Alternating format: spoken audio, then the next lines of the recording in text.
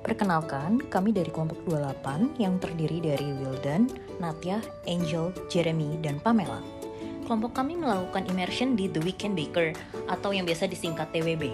TWB merupakan sebuah UMKM yang didirikan oleh Devina Teosa yang bergerak di bidang food and beverage khususnya dessert khas Asia sejak tahun 2023. Usaha ini dimulai dari kamar kosnya dengan bermodalkan mixing bowl dan mixer.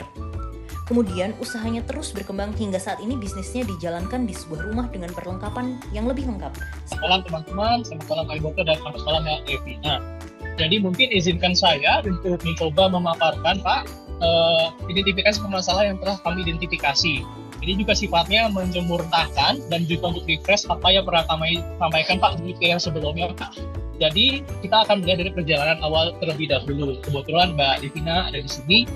TWB ini merupakan karya artisan dari Mbak Devina untuk melayani kebutuhan pasar akan produk dessert yang berkualitas tinggi, unik, mudah didapatkan, tetapi juga memiliki cita rasa yang khas dan khusus dalam memuaskan tes pellet pelanggan yang juga memiliki selera yang khusus sebagai makanan pencuci mulut ataupun juga bisa diberikan sebagai hadiah. Nah, dalam perjalanannya Pak, sang pendiri atau Devina sendiri melakukan produksi secara mandiri, tentu dengan proses yang panjang, trial and error, untuk menciptakan suatu produk yang sekiranya dapat melayani pasar yang niche akan produk dessert yang memang produk dessert ini terlebih dahulu telah memadati pasar secara masif dan juga tidak terdiferensiasi. Nah, pada akhirnya, sang pendiri atau Mbak Devina sendiri itu menemukan suatu ciri khas yang menjadi andalan bagi pecinta makanan manis di Nusantara. Yang pertama yaitu brownies. Brownies yang sangat unik yang mengkombinasikan cita rasa manis, gurih, tetapi ada sedikit pahit khas dari coklat yang memang berkualitas tinggi. Nah, ternyata produk brownies semacam itu diminati oleh kalangan anak muda ibu kota, baik untuk konsumsi secara pribadi, sebagai dessert setelah makan, ataupun sebagai hadiah kepada teman-teman atau orang lain. Nah, next-nya, Mas Wildan.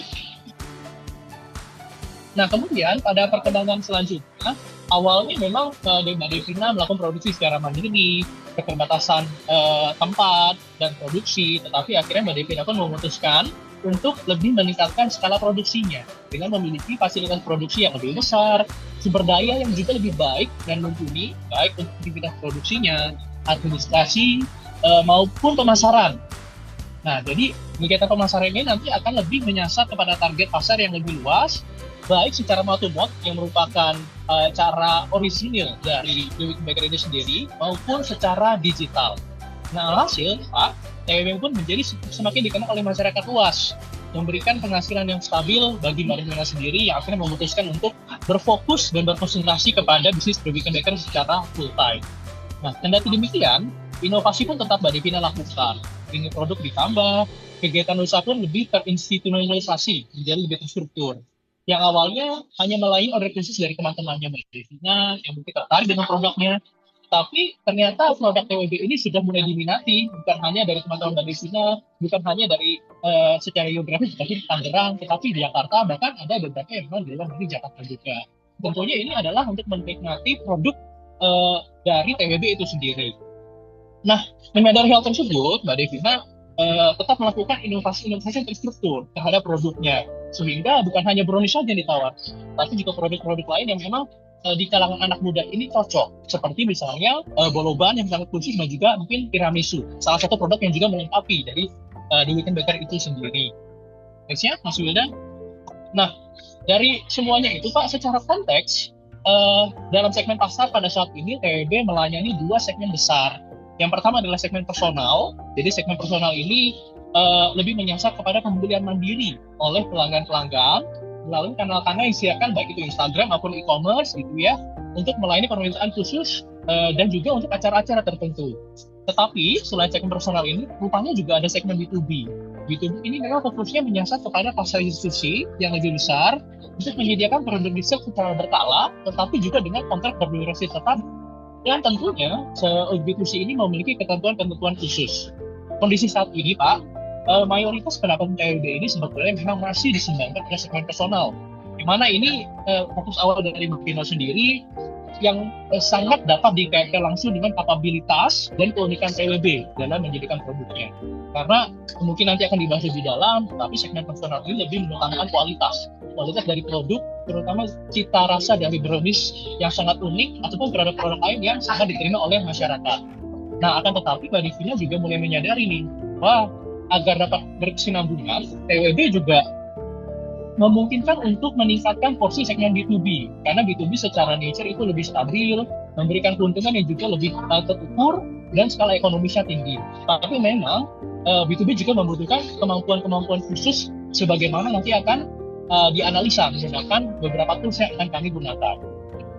Lalu Mas Wildan, nah dari semua itu Pak, permasalahan utama atau pertanyaan penelitian, pertanyaan immersion yang akan kami sampaikan adalah mengadres manajemen dilema yang dihadapi juga oleh Mbak Devina itu sendiri. Itu apakah TWB perlu dalam waktu dekat secara signifikan mengalihkan fokusnya untuk melayani segmen B2B. Jadi yang tadinya memang secara fokus masih personal, apakah memang perlu secara drastis dan langsung melayani B2B karena menyadari tadi Pak, konsistensi, keuntungan yang lebih besar, dan juga memang skala ekonomis yang lebih luas. Nah, atas dasar permasalahan tersebut, baik, terima kasih Pak Boyka atas waktunya. Selamat malam teman-teman, selamat malam Pak Boyka dan selamat malam Mbak Devina. Jadi mungkin izinkan saya untuk mencoba memaparkan Pak identifikasi permasalahan yang telah kami identifikasi. Ini juga sifatnya menjemurtakan dan juga untuk refresh apa yang pernah kami sampaikan Pak di IP yang sebelumnya Pak. Jadi kita akan melihat dari perjalanan awal terlebih dahulu. Kebetulan Mbak Devina ada di sini. TWB ini merupakan karya artisan dari Mbak Devina untuk melayani kebutuhan pasar. Nah, atas dasar permasalahan tersebut, nanti secara bergantian kami juga akan mengulas value fit masing-masing segmen, juga dynamic capabilities Pak, agar dapat memberikan pemahaman dan saran Pak. Berdasarkan teori customer profile, ada 3 item yang kita lihat. Dari yang pertama, dari sisi customer gains, terkait hasil yang didapatkan oleh customer, apakah sesuai harapannya. Kemudian dari sisi customer jobs, yaitu adalah sesuatu yang ingin dikerjakan oleh customer, yang bisa kita lihat dari sisi functional jobs-nya, untuk menyelesaikan sebuah masalah seperti apa. Lalu social jobs, agar dipandang baik oleh orang lain seperti apa. Kemudian personal atau emotional jobs, ini agar customer mendapat kondisi emosional tertentu, seperti merasa senang atau puasnya seperti apa.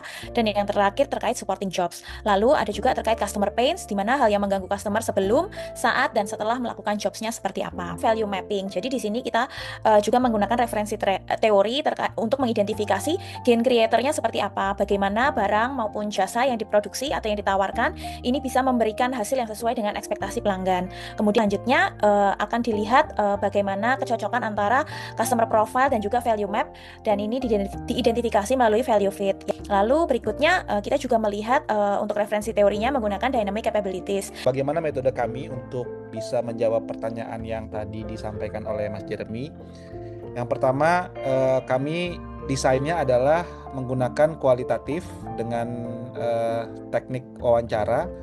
Kemudian informan atau sumber informasi yang kami dapatkan itu berasal dari 2. Yang pertama adalah pemilik TWB, kemudian pelanggan TWB. Di sini ada 2 segmen, yaitu segmen individu dan segmen perusahaan.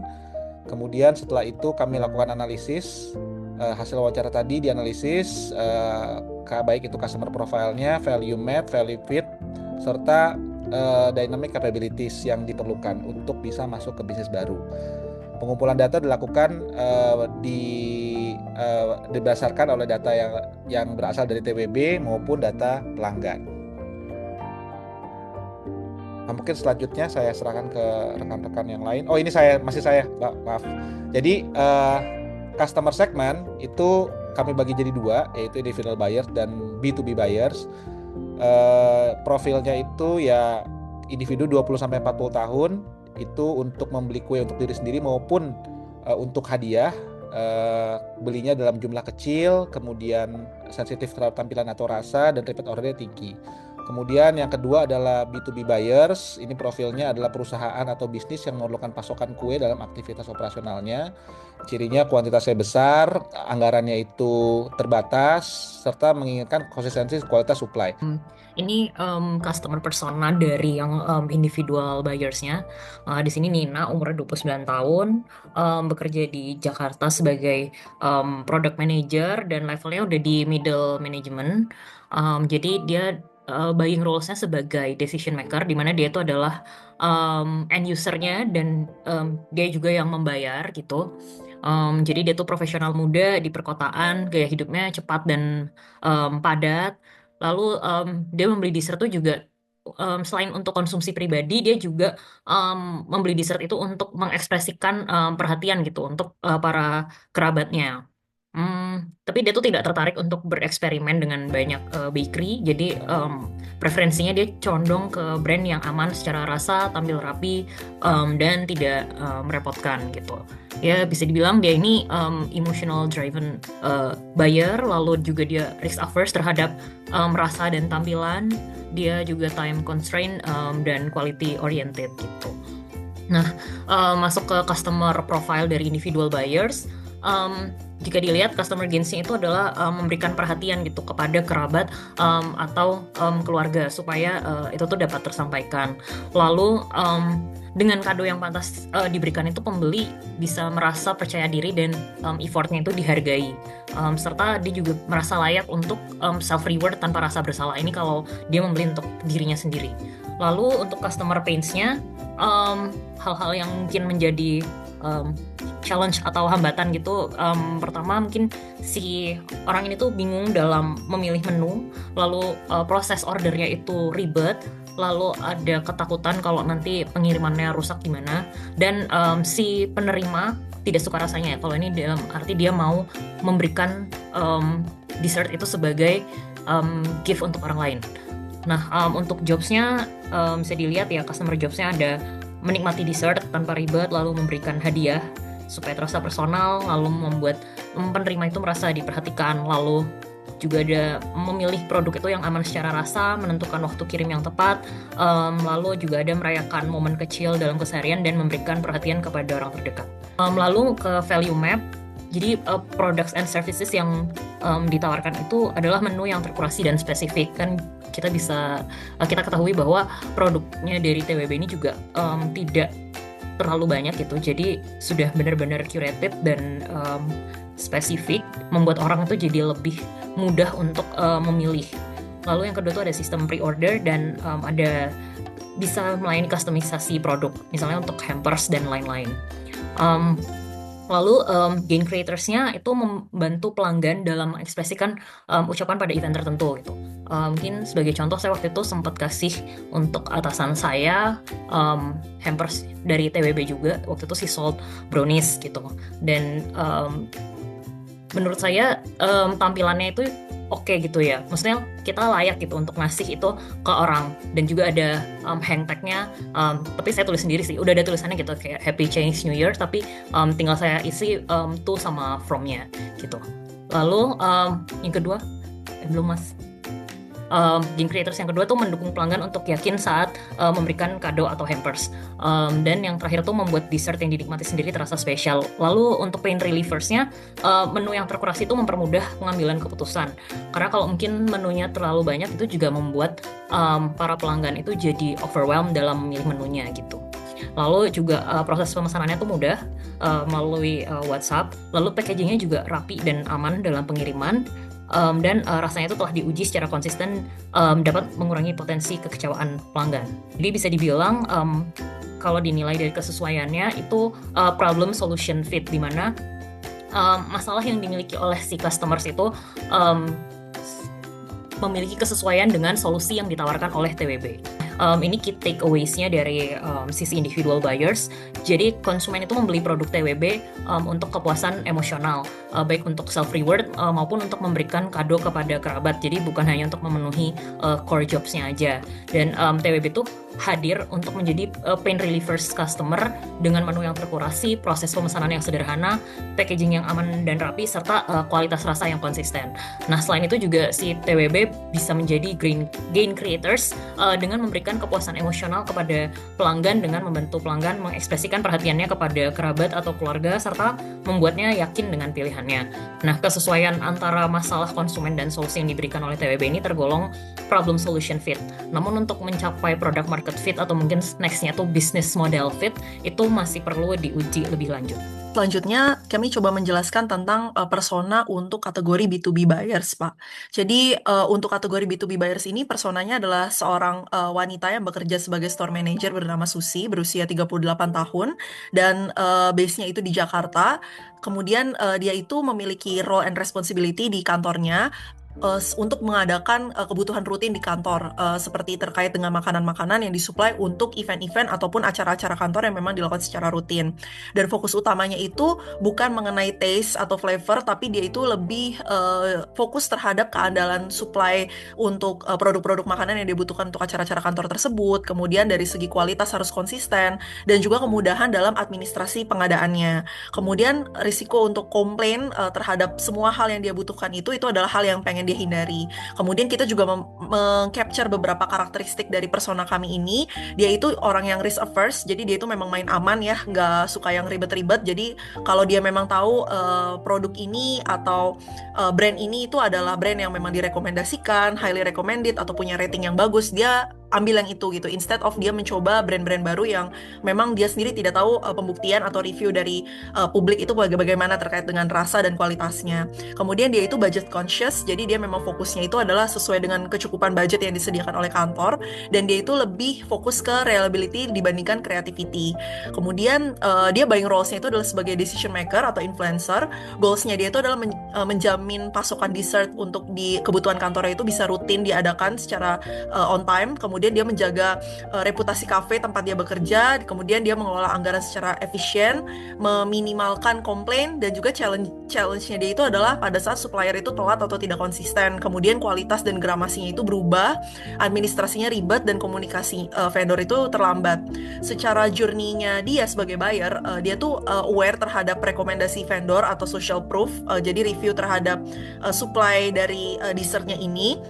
Kemudian pertimbangannya dia itu adalah terkait dengan reliability, kemudian menu hero atau signature dish atau signature menu dari vendornya, kemudian harga dan volumenya. Kemudian purchase methodnya dia itu trial order atau pilot, dan advokasinya itu kontrak pasokan rutin jika stabil. Kebutuhannya Susi ini adalah terkait dengan SLA atau service level agreement-nya itu harus jelas, kemudian kerapian administrasi, secara packaging operasional aman, dan juga skema harga. Dan juga source of infonya dia terhadap toko itu adalah terkait dengan rekomendasi. Dia mendapatkan infonya dari rekomendasi rekan kerjanya, dari testimoni klien, dari brand story atau dari fame dari brand tersebut, dan juga trial order. Berikut ini adalah mapping untuk customer profile dari B2B buyers. Jadi untuk dari segi customer gains itu adalah mengenai konsisten dari segi kualitas, kemudian on time dan juga supply-nya itu stabil, packaging operasionalnya itu aman secara display dan juga transport pengantarannya, kemudian custom, menu-menu custom dan bundling itu fleksibel sesuai dengan kebutuhan, dan juga harga serta volume dan brand story untuk marketing. Kemudian dari segi hal yang mengganggu customer sebelum, saat, dan setelah melakukan jobsnya itu terdiri dari kualitas atau gramasinya itu tidak konsisten sehingga berisiko komplain dan reputational loss, kemudian telat kirim atau jadwalnya nggak pasti, kapasitasnya suppliernya kurang, kemudian supply-nya itu tidak stabil atau stock out, kemudian produknya rusak saat handling atau pada saat ditransport, dan administrasinya ribet serta komunikasinya tidak responsif. Sedangkan customer jobs-nya untuk B2B buyers ini itu ada beberapa hal, yaitu dia memang ingin menyediakan hero item atau signature signature dish-nya, kemudian dia memenuhi kebutuhan institusi melalui custom menu, kemudian menjalankan pasokan rutin dengan jadwal jelas, mengatur budget dan paket bundling yang sesuai dengan kebutuhan, serta administrasi yang mudah. Berikut ini adalah dari segi value map.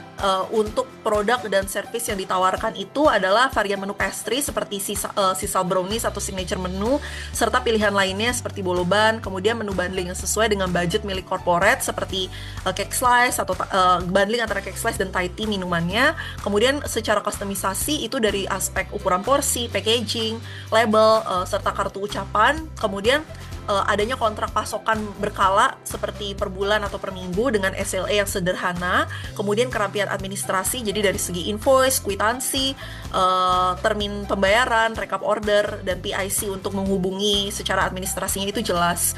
Kemudian secara gain creator itu ada 4 aspek. Yang pertama adalah dari menu differentiator, yaitu signature sisal brownies TWB itu sebagai hero item, kemudian custom untuk kebutuhan institusi, skala ekonomis, dan juga brand story artisan. Kemudian dari segi pain relief atau bagaimana barang maupun jasa yang ditawarkan itu bisa mengurangi pain-nya dia, itu adalah pertama dari segi konsistensi dan spesifikasi. Jadi seperti resep yang standar, gramasi, mekanisme QC atau quality control untuk mencegah komplain. Kemudian dari segi delivery SLA dan buffer plan itu harus jelas dan sistematis. Kemudian kapasitas produksi dan SDM yang lebih mumpuni untuk mencegah risiko late delivery ke customer, dan juga packagingnya itu harus tahan untuk bisa mencegah kerusakan pada saat handling. Berikut ini kami coba memfitkan antara value map dan juga customer profile. Jadi value fit B2B TWB itu paling kuat ketika TWB diposisikan sebagai supplier dessert yang andal dan konsisten, sekaligus punya hero item membedakan. Dan dari sisi kebutuhan institusi, mereka mencari pasokan rutin yang tepat waktu dan supply stabil, kualitas yang konsisten dengan spesifikasi jelas, serta kemasan operasional yang aman untuk display dan transport. Kemudian hal-hal yang paling membuat kerjasama itu bisa gagal itu adalah pada saat late delivery atau jadwalnya itu nggak certain, kemudian kapasitasnya kurang, kemudian stoknya habis, dan juga kualitasnya juga berubah-berubah sehingga memicu komplain dan reputational loss. Kemudian produknya rusak pada saat pengiriman karena memang volumenya yang banyak, serta administrasinya itu complicated dan komunikasinya yang tidak responsif. Nah, TWB beririsan langsung dengan kebutuhan tersebut melalui adanya SLA dan rencana cadangan untuk menjaga ketepatan waktu dan standarisasi resep maupun kualitas supaya meminimalisir komplain dan juga memprotek reputation, dan juga mereka menyediakan packaging untuk mengurangi kerusakan. Di sisi additional value, signature brownies itu berperan sebagai menu pembeda, seperti ada layanan kustomisasi dan bundling yang membantu menyesuaikan kebutuhan institusi, tiar harga volume yang memberi skala ekonomis, dan brand story-nya yang bisa dipakai partner untuk materi marketing. Secara kesimpulan, berdasarkan analisa yang dilakukan oleh kelompok kami menggunakan teori value proposition design dan juga dynamic capabilities, dari TWB ini menunjukkan adanya kekuatan pada segmen B2C. Produk TWB dinilai oleh konsumen, individu dapat membantu konsumen dalam mengerjakan jobs-nya gitu ya, serta menjadi pain relievers dan gain creators. Dengan demikian, terdapat kesesuaian antara masalah konsumen dan solusi yang diberikan oleh TWB, seperti sesuai dengan teori problem solution fit. Oleh karena itu, sebaiknya TWB tidak secara signifikan mengalihkan fokusnya dari individual customer ke B2B. Itu untuk poin yang pertama. Kemudian untuk poin yang kedua, sebetulnya TWB sudah menunjukkan adanya sensing capability seperti yang tadi sudah dijelaskan oleh Mas Jeremy, khususnya dalam hal melihat adanya peluang target pasar B2B.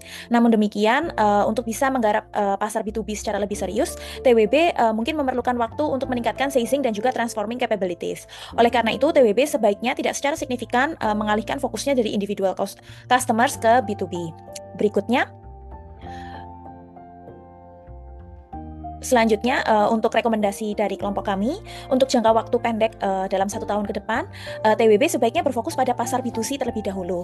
Hal ini dikarenakan memang berdasarkan kapasitas yang sekarang dimiliki oleh TWB masih lebih sesuai untuk pasar B2C, baik dari segi peralatan maupun sumber daya manusia.